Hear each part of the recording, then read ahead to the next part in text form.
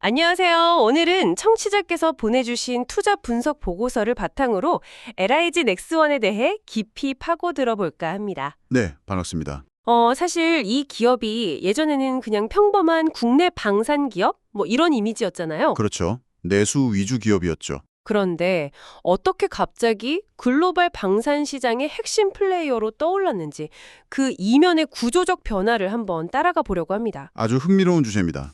이런 폭발적인 성장을 보면 사실 딱 두 가지 질문이 떠오르더라고요. 이게 그냥 반짝하고 말 일시적인 현상일까? 아니면 정말 거대한 슈퍼사이클의 시작일까? 네, 중요한 질문입니다. 그리고 또 하나는 이 회사의 진짜 가치가 우리가 아는 그 미사일 기술에 있는 건지 아니면 우리가 아직 못 본 다른 미래에 있는 건지 오늘 그 답을 좀 찾아봤으면 합니다. 오늘 이야기를 관통하는 키워드를 딱 하나 꼽자면 저는 패러다임의 전환이라고 말씀드리고 싶어요. 패러다임의 전환이요? 네, 과거에 한국군이라는 단일 고객에만 의존하던 회사가 어떻게 고부가가치 기술을 수출하는 글로벌 플랫폼으로 바뀌었는가, 그 과정을 따라가다 보면 답이 보일 겁니다. 그리고 그 중심에 바로 천궁-2가 있습니다. 아, 역시 천공-2군요. 그럼 바로 그 이야기부터 시작해보죠. 보고서에서 가장 먼저 눈에 띄는 게 바로 중동에서 터진 대규모 계약들이었어요. 네, 맞습니다. 2022년 UAE, 23년 사우디아라비아, 그리고 24년에는 이라크까지. 이건 뭐 거의 하나의 방공 벨트가 중동에 쫙 그려지는 느낌이거든요. 그렇죠. 거대한 벨트죠. 이게 구체적으로 규모가 어느 정도인가요? 실로 엄청난 규모입니다. 자료를 보면요. 2024년 3분기 말 기준으로 LIG 넥스원의 수주잔고, 그러니까 앞으로 납품해야 할 계약 총액이 무려 23조 4천억 원입니다. 23조요? 네, 감이 잘 안 오실 텐데 이게 이 회사의 올해 전체 예상 매출액의 거의 6년치에 해당하는 물량이에요. 와, 6년치 일감이요? 네, 지금부터 신규 계약을 하나도 안 따내도 공장만 돌리면 6년은 먹고 산다는 뜻이죠. 상상을 초월하는 숫자네요. 근데 한편으로는 이런 생각도 들어요. 그 많은 물량을 과연 차질 없이 다 생산해서 납품할 수 있을까? 정확한 지적이십니다. 당연히 생산 능력 확충이 시급한 과제겠죠. 하지만 더 중요한 본질은 이게 단순한 일회성 판매가 아니라는 점이에요. 일회성이 아니다. 네, 여기서 바로 락인 효과, 우리말로 하면 자물쇠 효과가 발생합니다. 사실 LIG 넥스원이 진짜 파는 건 미사일 시스템이 아니라 앞으로 30년간 이어질 LIG 넥스원 방어 생태계 구도권이라고 봐야 돼요. 방어 생태계 구독권이요? 그거 약간 프린터 회사가 기계가 아니라 잉크 카트리지로 돈 버는 뭐 그런 개념인가요? 바로 그겁니다. 아주 정확한 비유세요. 무기 체계는 한 번 도입하면 최소 20년, 30년을 쓰거든요. 네네. 그 기간 동안 유지 보수는 필수고 새로운 위협에 맞춰서 성능 개량도 해야 하고 결국엔 LSAM 같은 더 상위 버전의 무기 도입까지 자연스럽게 연결되는 거죠. 아, 그렇군요. 그러니까 이번 수준은 앞으로 수십 년간 안정적인 고수익을 창출하는 플랫폼의 입장료를 받은 거나 마찬가지입니다. 기업의 체질이 근본적으로 바뀌는 순간이죠. 하는 걸 넘어서 수익 구조 자체가 질적으로 개선된다는 말씀이시네요. 과거 내수 사업만 할 때는 이익률이 꽤 제한적이었다고 들었거든요. 맞습니다. 국내 방산 계약은 정부가 원가를 보전해주는 대신에 영업이익률을 한 5에서 7% 정도로 제한하는 경우가 많았어요. 안정적이지만 폭발적인 성장은 힘들었죠. 네. 근데 수출 계약은 다릅니다. 보통 두 자릿수의 높은 이익률 확보가 가능해요. 전체 매출에서 이 고수익 수출 비중이 기하급수적으로 늘어나니까 기업의 이익 체력 자체가 완전히 달라지는 겁니다. 알겠습니다. 상황을 정리해보면 엄청난 계약을 따냈고 그게 앞으로 수십 년간 높은 수익을 보장하는 구조라는 건데 여기서 진짜 근본적인 질문이 생겨요. 어떤 거죠? 아니, 수십 년 동안 미국의 최첨단 무기만 사오던 사우디 같은 나라들이 왜 갑자기 한국의 천궁2로 눈을 돌렸을까요? 그냥 가격 때문이었을까요? 그 답을 찾으려면 시계를 러시아-우크라이나 전쟁 때로 좀 돌려봐야 합니다. 아, 우크라이나 전쟁이요? 네, 이 전쟁이 전 세계 군사 전략가들에게 아주 서늘한 교훈을 줬거든요. 바로 현대전에서 드론이나 미사일 공격이 얼마나 치명적인지, 그리고 방공망이 더는 사치품이 아니라 생존의 필수제가 됐다는 걸 깨닫게 한 거죠. 맞아요. 뉴스에서 보니까 몇십만 원짜리 드론 몇 대에 수조 원짜리 정유시설이 불타는 걸 보면서 다들 충격받았죠. 바로 그 지점에서 비용 효율적 살상력이라는 새로운 개념이 떠오릅니다. 비용 효율적 살상력? 네. 수십억 원짜리 최첨단 요격 미사일로 값싼 드론을 막는 건 비유하자면 모기 한 마리 잡으려고 대저택을 통째로 불태우는 격이잖아요. 그렇죠. 비용의 불일치가 엄청나네요. 이 문제를 해결할 대안이 절실해진 겁니다. 그때 천궁2가 미국의 패트리ոտ에 버금가는 성능을 보이면서도 가격이나 운용 유지비 면에서 훨씬 합리적인 대안으로 떠오른 거죠. 성능은 좋은데 가격까지 합리적이다. 이른바 가성비를 넘어서 가심비까지 잡은 거네요. 그렇죠. 여기에 중동 지역난의 지정학적 특수성도 크게 작용했습니다. 어떤 특수성이죠? 미국이 점점 중동 문제에서 발을 빼고 아시아에 집중하려는 움직임을 보이니까 사우디나 UAE 같은 나라들이 안보를 미국에만 의존하는 것에 대해 불안감을 느끼기 시작한 겁니다. 아, 안보 파트너를 다변화할 필요를 느꼈군요. 네, 동시에 사우디가 추진하는 비전 2030의 핵심이 탈석유 산업 다각화거든요. 이 사람들은 단순히 무기를 사는 걸 넘어서 자국의 공장을 짓고 기술을 이전받아서 방위산업 자체를 키우고 싶어 했어요. 그러니까 무기 구매를 자국 산업 발전의 기회로 삼으려고 했다. 근데 이런 요구에 미국의 대형 방산 업체들은 좀 뻣뻣하게 굴었을 것 같은데요. 정확합니다.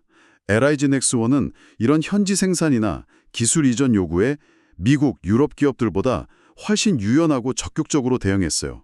이게 계약의 결정적인 신의 한 수가 된 거죠. 아, 그렇군요. 여기에 트럼프 2.0이라는 변수도 K방산에는 오히려 기회가 될 수 있다는 분석이 나옵니다. 동맹국들한테 방위비 증액을 압박할 거라는 전망 때문이겠죠.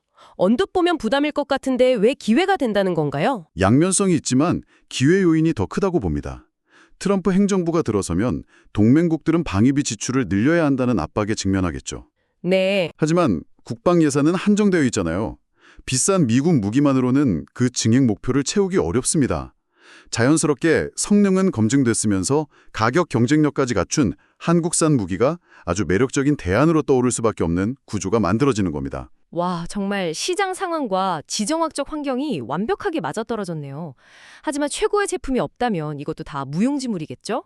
이제 LIG 넥스원의 심장, 천궁2 자체에 대해 좀 이야기해 보겠습니다. 네, 좋습니다. 보고서에서 이 무기를 게임 체인저라고 부르던데 솔직히 이런 수식어가 좀 과장된 마케팅 용어처럼 들리기도 하거든요. 실제로 뭐가 그렇게 특별한가요? 천궁2의 핵심 경쟁력은 크게 두 가지 기술로 요약할 수 있습니다. 직격형 기순하고 콜드 론칭입니다. 직격형 그리고 콜드 론칭. 네, 예전의 요격 미사일은 목표물 근처에서 터져서 수많은 파편으로 적기를 맞추는 일종의 공중 산탄총 같은 방식이었어요. 네네. 근데 천궁2의 직격형 기술은 말 그대로 날아오는 총알을 또 다른 총알로 정확히 맞춰서 파괴하는 방식입니다. 요격 성공률이나 파괴력이 차원이 다르죠. 총알로 총알을 맞춘다. 영화에서나 보던 장면이 현실 기술이라니 놀랍네요. 그럼 콜드 론칭은 어떤 기술인가요? 보통 미사일은 발사관 안에서 로켓을 점화시켜서 그 폭발력으로 쏘아 올리잖아요. 그럼 발사대에 엄청난 열과 충격이 가해지죠. 그렇죠. 반면 콜드 론칭은 마치 샴페인 코르크 터트리듯이 압축가스로 미사일을 공중으로 부드럽게 쏩니다. 그리고 미사일이 발사대에서 안전하게 벗어난 공중에서 주엔진을 점화해서 날아가는 방식이에요. 그렇게 하면 어떤 장점이 있는 거죠? 장점이 아주 많습니다. 일단 발사대에 부담이 적어서 더 작고 기동성 있게 만들 수 있고요. 또 미사일이 공중에서 방향을 튼 뒤에 날아가니까 굳이 발사대를 적방향으로 돌릴 필요 없이 360도 전방위에서 오는 여러 목표물에 동시 대응이 가능해요. 아, 대응 속도가 획기적으로 빨라지겠네요. 그렇죠. 근데 여기서 더 흥미로운 점은 천궁2의 기술적 배경입니다. 기본 설계는 기동성이 뛰어난 러시아의 S-400 기술에 기반했지만 레이더나 통신 장비 같은 핵심 전자장비는 나토 규격을 따르는 서방 기술로 채웠습니다. 와, 동구권 무기의 강력한 기동성과 서방권 무기의 정밀함, 신뢰성을 하나로 합친 하이브리드 명작이 탄생한 거군요. 바로 그겁니다. 다양한 작전 환경에 모두 대응할 수 있는 유연성을 갖춘 거죠. 이런 천궁2가 국가방공망을 책임진다면 더 작고 새로운 위협에 대응하는 무기도 있습니다. 바로 미국 시장의 문을 두드리고 있는 비궁입니다. 비궁이요? 원래 해병대가 북한 공기부양정 잡으려고 만든 소형 유도로켓 아니었나요? 맞습니다. 근데 이게 최근 미 국방부가 주관하는 해외 비교 시험 FCT를 최종 통과했습니다. FCT요? 이건 미 국방부가 이 무기는 당장 우리 군이 사서 써도 좋을 만큼 성능과 안전성이 뛰어나다고 공식 인증 도장을 찍어준 것과 같아요. 미국 시장 진출의 가장 높은 허들을 넘은 셈이죠. 대단하네요. 특히 최근 예멘 후티 반군이 씨는 자폭 무인수 상정처럼 작고 빠른 새로운 위협에 대응하는데 비궁이 최적의 솔루션이라는 평가를 받으면서 미 해군의 관심이 폭발적으로 늘고 있습니다. 중동을 넘어서 이제 세계 최대 무기 시장인 미국까지. 그런데 제가 보고서에서 가장 흥미롭게 또 동시에 가장 고개를 갸웃하게 만들었던 부분이 바로 다음입니다. 어떤 부분이죠? 바로 고스트 로보틱스 인수권입니다. 미사일 만들던 회사가 갑자기 3,150억 원이라는 거금을 들여서 미국의 사족 보행 로봇 회사를 인수했다. 이건 완전히 다른 사업 영역인데 어떤 계산이 깔려 있는 걸까요? 이건 단순한 사업 다각화를 넘어서 미래 전장의 패러다임을 선점하려는 아주 중요한 전략적 포석입니다. 바로 유무인 복합 체계, 즉 인간과 로봇이 함께 싸우는 미래를 준비하는 거죠. 아, MUMT? 네, 특히 중요한 건 고스트 로보틱스의 비전 60이라는 로봇은 다른 경쟁사 제품과 달리 처음부터 군용으로 개발됐다는 겁니다. 아, 그러니까 연구실에서 멋지게 걷는 모습을 보여주기 위한 로봇이 아니라 진짜 야전에서 흙탕물에 구르고 넘어지면서 임무를 수행하는 데 초점을 맞춘 전투 플랫폼이라는 말씀이시군요. 맞습니다. 제가 본 영상 중에 이 로봇을 사람이 발로 세게 걷어찼는데 넘어졌다가 아무렇지 않게 벌떡 일어서더라고요. 카펫에 걸려 넘어지면 연구원들이 달려와야 하는 다른 로봇과는 근본이 다른 거죠. 네네. 여기에 LIG X1의 기술이 결합되면 엄청난 시너지가 납니다. 이 로봇에 소형 정밀 유도무기나 각종 탐지 센서를 탑재한다고 상상해 보세요. 병사들이 직접 들어가기 위험한 시가전이나 터널 수색에 이 로봇을 먼저 투입할 수 있습니다. 인명 피해를 획기적으로 줄일 수 있는 미래 전장의 게임 체인저가 될 수 있겠네요. 그렇습니다. 그리고 또 하나의 중요한 의미는 이 고스트 로보틱스라는 회사가 LIG X1이 미국 방산 시장에 깊숙이 진입하기 위한 일종의 트로이의 목마 역할을 할 수 있다는 겁니다. 아, 교두보를 마련한 셈이군요. 네. 미국 기업을 통해 미군과 직접 계약하고 LIG X1의 다른 기술들을 접목시킬 수 있는 거죠. 이제 지상을 넘어 우주로까지 영역을 넓히고 있습니다. LSAM이나 초소형 위성 사업에도 참여하면서 종합 솔루션 기업으로 진화하고 있어요. 와, 지금까지 이야기를 종합하면 정말 장밋빛 미래만 펼쳐질 것 같은데요. 하지만 투자의 세계에서 너무 좋아 보이기만 하는 이야기는 항상 경계해야 한다고 하죠. 물론입니다. 청취자분들의 균형 잡힌 판단을 위해 우리가 꼭 짚고 넘어가야 할 리스크 요인들은 뭐가 있을까요? 보고서에서도 세 가지 핵심 리스크를 지적하고 있습니다. 첫째는 지정학적 리스크의 역설입니다. 역설이요? 네. 중동의 정세 불안이 무기 수요를 자극하는 건 사실이지만 만약 이게 걷잡을 수 없는 전면전으로 확대돼서 홍해 같은 물류망이 막혀버리면 애써 수주한 물건을 보낼 방법이 막힐 수 있습니다. 아, 수요는 느는데 공급망이 끊어질 수 있는 아이러니네요. 이건 우리 힘으로 통제할 수 없는 변수라 좀 마음에 걸립니다. 두 번째는 뭔가요? 수출 규제 문제입니다. 방산 수출은 본질적으로 정부 간 계약, G2G 성격이 강하거든요. 그래서 우리 정부와 상대국 간의 외교 관계가 틀어지면 계약이 무산될 수도 있죠. 네. 더 중요한 건 천궁 대시 2에 들어가는 일부 핵심 부품은 미국에서 수입하는데 만약 미국이 정치적인 이유로 이 부품에 대한 수출 승인, 이해를 지연시키거나 거부하면 생산 라인 전체가 멈출 수도 있습니다. 우리의 성공이 여전히 워싱턴의 승인에 달려있다는 점이 취약점이 될 수 있겠군요. 마지막으로 아까 극찬했던 고스트 로보틱스 인수권도 리스크가 있다고요? 네, 통합 리스크입니다. 고스트 로보틱스는 아직 본격적인 매출보다는 R&D에 막대한 돈을 쏟아붓는 단계예요. 단기적으로면 LIG X1의 연결 실적에 부담을 줄 수 있죠.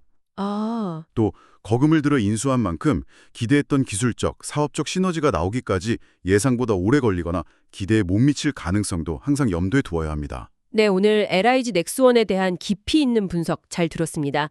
정리를 해보면 LIG 넥스원은 과거 내수 기업이라는 낡은 옷을 완전히 벗어던지고 중동 수출이라는 강력한 엔진을 달아서 글로벌 성장주로 탈바꿈하고 있습니다. 네, 맞습니다. 23조 원이 넘는 수주 잔고는 앞으로 몇 년간의 성장을 담보하는 든든한 버팀목이 되어주고 있고요. 청취자 여러분, 오늘 논의의 핵심은 천궁투 벨트로 대표되는 구조적 성장, 그리고 고스트 로보틱스 인수로 대표되는 미래 투자, 이 두 축으로 요약할 수 있겠습니다. 맞습니다. 오늘 재무적 성장과 기술력에 대해 충분히 이야기 나눴는데요. 마지막으로 청취자 여러분께 한 걸음 더 나아가는 질문을 하나 던지면서 마무리하고 싶습니다. 어떤 질문인가요? 우리는 고스트 로보틱스 인수를 미래 전장에 대비한 기술 확보 차원으로 해석했습니다. 하지만 만약 이 인수가 이 회사가 하드웨어 중심의 제조업체에서 AI와 소프트웨어 기반의 자율 전투 시스템 설계자로 변신하려는 신호탄이라면 어떨까요? 미래 전장에서 가장 중요한 자산이 미사일이라는 하드웨어 자체가 아니라 그 미사일을 언제 어디로 쏠지 스스로 판단하고 결정하는 AI 두뇌가 된다면 말입니다. 어쩌면 우리는 지금 LIG 넥스원이라는 기업의 전혀 다른 미래가 시작되는 그 첫 순간을 목격하고 있는 건지도 모릅니다.